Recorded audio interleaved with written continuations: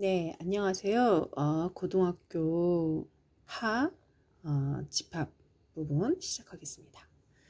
자, 우리 집합이라는 말은 이제 우리가 평상시 일상 대화에서도 많이 체육 시간에 많이 들어보았을 겁니다. 그래서 집합하세요 라는 말의 그 집합과 뜻은 같습니다. 이 집합이라는 거는 우리가 살펴보면은 주어진 어떤 조건이 있거든요. 이 조건에 의해서 어떤 조건이 있다는 거, 요 동그라미 조건이 있는데 두어진 조건에 의해서 그 대상을 분명히 알 수 있는 그런 것들의 모임이라고 할 수 있습니다. 집합은 분명히 알 수 있는 것들의 모임입니다. 그래서 우리가 뭐 고등학교 1학년 3반이다. 1학년 3반 학생들 모임 집합 그러면 1학년 3반 학생들만 모이게 되잖아요. 이렇게 조건이라는 게 아주 대상이 분명하다. 그러면 이게 집합이라고 인정을 하는 거죠. 근데 우리가 되게 주관적인 뭐 생각이 들어있는 집합은 또 집합이라고 할 수 없습니다. 예를 들어서 아름다운 학생들의 모임. 아름답다는 기준이 사람마다 다르잖아요. 그렇게 돼서는 안 되고요. 누구나 똑같이 분명하게 말할 수 있는 조건으로 이루어진 대상들이 모여있는 그런 것들을 집합이라고 합니다. 예, 그래서 집합을 뭐 아주 쉽게는 집합인 것을 골라라, 집합이 아닌 것을 골라라 이렇게도 나오기도 하는데요. 그거는 이제 대상이 분명한가, 그리고 기준이 명확한가 이렇게 이런 걸 따져보시면 되겠습니다. 원소라는 말이 나오는데요. 그러니까 아까도 말했듯이 고등학교 1학년 2반 학생들 모이세요 하면은 2반 학생들, 1학년 2반 학생들이 다 모이잖아요. 그 모이는 학생들 개개인을 이르러 원소라고 합니다. 그래서 집합을 이루고 있는 대상 하나하나를 말하는 것이죠. 예를 들어서 여기 볼게요. 6의 약수의 모임이 있어요. 그럼 6의 약수는 6을 나누어 떨어지게 하는 수잖아요. 그러면 1, 2, 3, 6이란 말이죠. 그럼 1, 2, 3, 6을 이제 집합으로 하는데 그 원소들은 이제 1, 하나, 2, 하나, 이런 하나하나를 이제 원소라고 한다는 거죠. 그래서 1, 예를 들어서 이제 집합은요, 이렇게 중괄호로 이렇게 약속을 합니다. 1, 2, 3, 6 이렇게 집합 표시를 하고요. 중괄호로. 그러면 이제 1은 이 집합의 원소가 되는 거죠. 1, 얘네들 1 같은 애들 2, 이렇게 3, 6 이런 것은 이제 집합의 원소로 하는 거죠. 그 원소 기호도 따로 있어요, 여러분. 그래서 1이라는 이제 이 집합에 또 이름도 있거든요. 이걸 A라는 집합이라고 약속을 한다면 1이라는 원소는 A라는 집합에 들어있잖아요. 그래서 1은 A라는 집합에 속한다. 이렇게 우리가 약속을 앞으로 할 겁니다. 그걸 이제 기억을 해주시고요. 근데 여기 이제 4라는 원소는 없잖아요. A 집합에. 근데 만약에 4는 A에 속하냐? 속하지 않잖아요. 그때는 속하지 않는다. 이렇게 짝대기를 넣어주시면 됩니다. 여기서 조심해야 될 거는 이게 삼지창처럼 3개가 이렇게 돼야지, 1개짜리도 나중에 배우게 되겠지만 여기서 원소 기호를 논할 때는 항상 이렇게 삼지창처럼 이렇게 줄이 하나 거 있는 걸로 꼭 약속을 했기 때문에 이제 그걸 지켜주셔야 된다는 거죠. 그래서 아까도 말했듯이 맛있는 과일, 맛있다는 것 자체가 사람마다 기준이 다릅니다. 기준이 모호하면, 애매하면 이 집합으로 이제 인정할 수 없다는 겁니다. 그래서 원소를 보면요. 아까도 말했듯이 이제 이건 소문자 A고 얘는 대문자 A잖아요. 이 대문자 A는 이제 집합의 이름입니다. A라는 집합이 있는데 A라는 집합에 이제 소문자 A가 들어가 있는 거예요. 그럴 때는 소문자 A는 대문자 A에 속한다. 이렇게. 그러면 또 다시 말하면 A는 집합 A의 원소이다. 이렇게 이제 말을 하기로 약속을 했습니다. 예. 그리고 만약에 B가 어떤 A라는 집합에 들어있지 않을 경우는 B는 집합 A의 원소가 아니다. 이렇게 이제 해석이 되면서 또 B는 A에 속하지 않는다라는 말도 같이 이제 해석을 할 수가 있겠습니다. 자, 이 그림은 이제 집합이 이제 글로만 쓰면은 이해가 안 되잖아요. 그림으로 이렇게 표시를 했는데 이제 이거를 이제 벤다이어그램이라고 합니다. 벤다이어라는 수학자가 만들었기 때문에 이제 그 사람의 이름을 따서 벤다이어그램이라고 이제 약속을 했습니다. 집합의 표현을 보시자면 집합에 표현하는 방법이 나름 세 가지가 있습니다. 원소를 그대로 이제 나열해서 쓰는 거죠. 원소를 S라는 집합이 있는데 S라는 집합의 원소는 A, B, C, D로 이루어져 있어. 이렇게 원소를 나열해서 쓰는 방법이 있고, 조건제시법은 그 조건을 제시하는 거예요. 말 그대로 S라는 집합에 X라는 원소가 있는데 이 X는 fx는 어떤 조건을 가지고 있어. 이런 거죠. 예를 들어서 아까도 했듯이 나 A라는 집합이 있는데 A라는 집합이 1, 2, 3, 6이야. 이렇게 썼어요. 이게 원소 나열법이거든요. 근데 이거를 나 조건제시법으로 말하고 싶어. 그러면 X, A라는 집합의 원소가 X인데 이 X란 말이지 이 X는 6의 약수야. 이런 조건을 쓰는 거죠. 이렇게. 그래서 이게 이제 읽을 때 뭐 여러 가지 방법으로 있는데 이렇게는 많이 읽어요. A는 X바 짝대기 그었다고 이제 바라고 했거든요. X바 X는 6의 약수. 이렇게 읽으면 읽는 데서 그치게 됩니다. 우리가 이게 무슨 뜻인지 알고 이해를 하셔야 됩니다. A는 A라는 집합에 X라는 원소가 있는데 그 X는 6의 약수야. 이렇게 풀어서 설명을 해줄 줄 알아야 됩니다. 알겠죠? 이렇게 연습을 해주시고요. 또 아까 말한 벤다이어그램, 벤다이어라는 사람이 수학자가 그림으로 표시하는 것도 좋겠다. 그래서 그림으로 이렇게 표현하는 방법이 이제 벤다이어그램입니다. 예, 이렇게 있고요. 또 원소의 이제 개수 몇 개인지를 이제 구하는 문제가 나오는데요.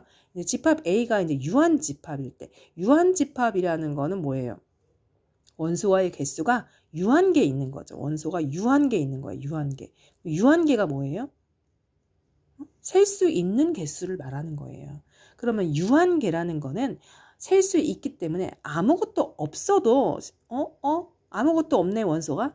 그러면 0개네? 이렇게 셀 수가 있다는 거죠. 그래서 유한계라는 거는 집합에 원소가 없어도 되고요. 원소가 1개 있어도 되고 2개 있어도 되고 셀 수만 있으면 유한집합이 됩니다. 여러분 그러니까 유한집합의 뜻을 잘 아셔야 됩니다. 그것도 한번 적어주세요.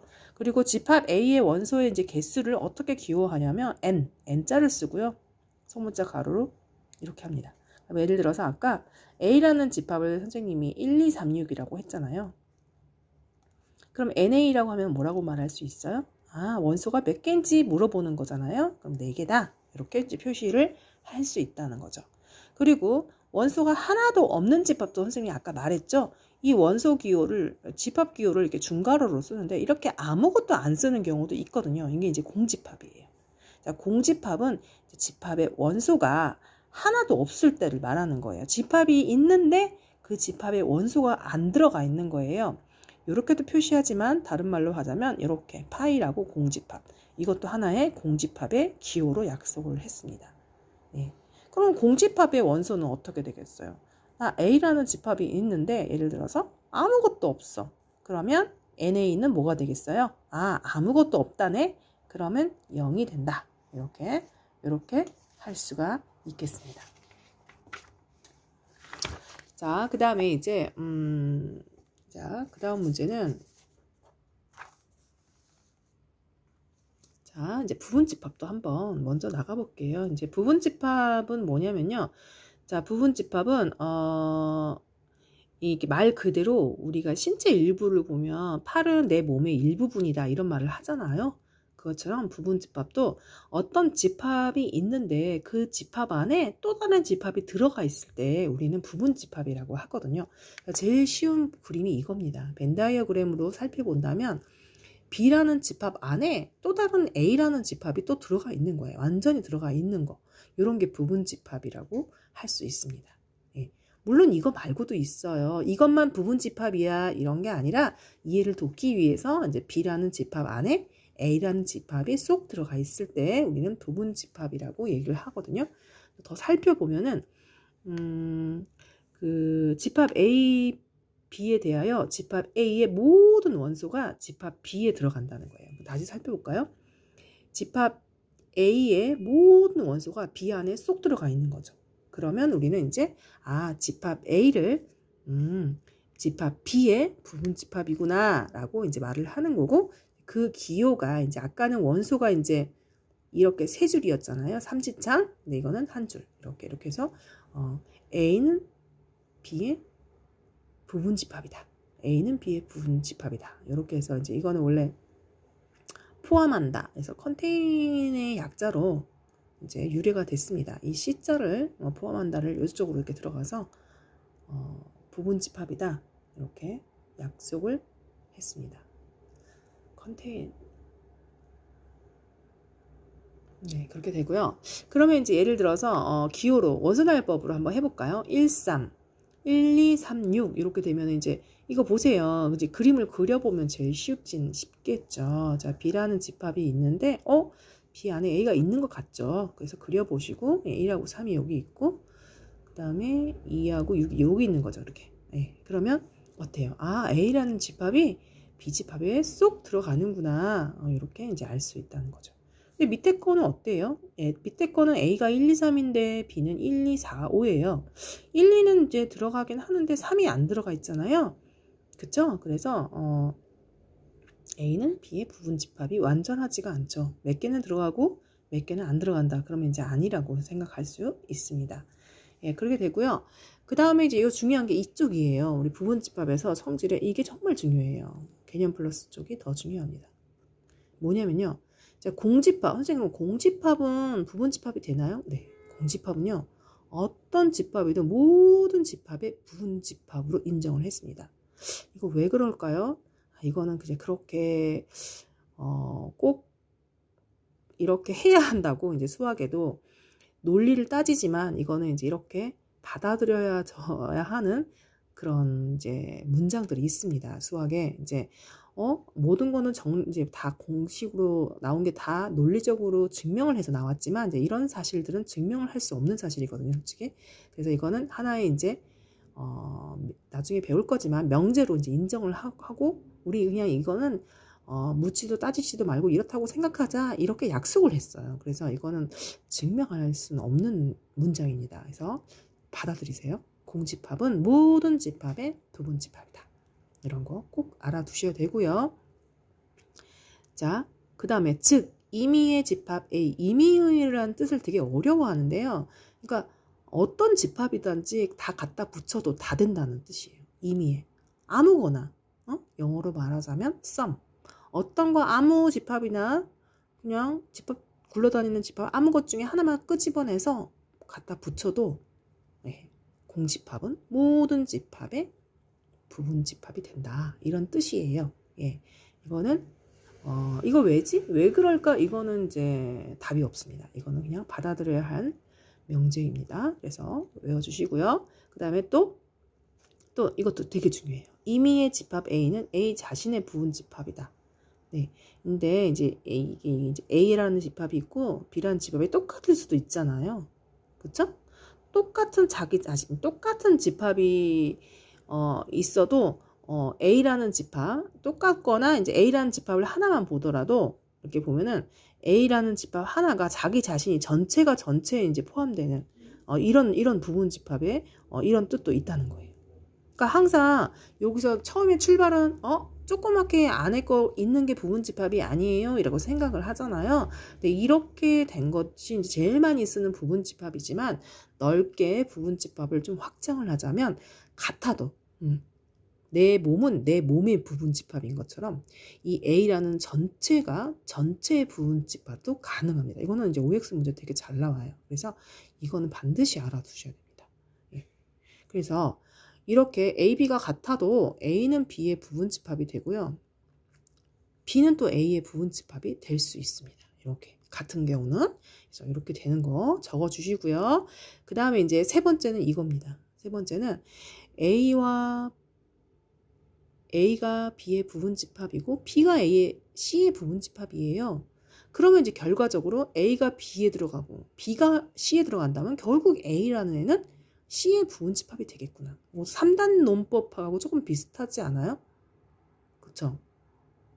네. 3단 논법이라고 이제 국어 시간에나 철학 시간에 배운 것 같아요. 사람은 죽는다. 동물도 죽는다.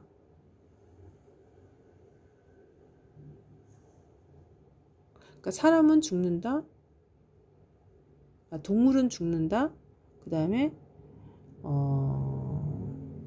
사람도 동물이다.